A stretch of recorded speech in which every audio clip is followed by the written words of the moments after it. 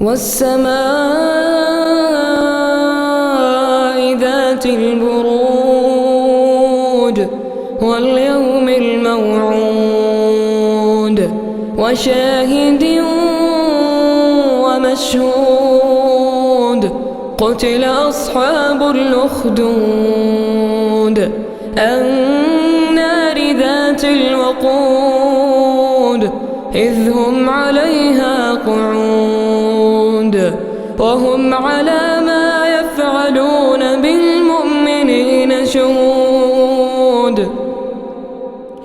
وما نقموا منهم إلا أن يؤمنوا بالله العزيز الحميد الذي له ملك السماوات والأرض والله على كل شيء شهيد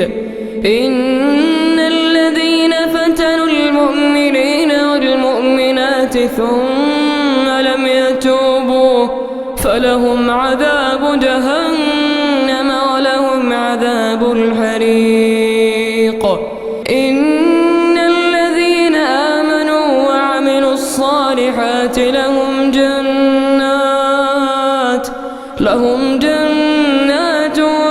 تجري من تحتها الأنهار ذلك الفوز الكبير إن بطش ربك لشديد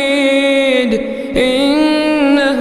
هو يبدئ ويعيد وهو الغفور الودود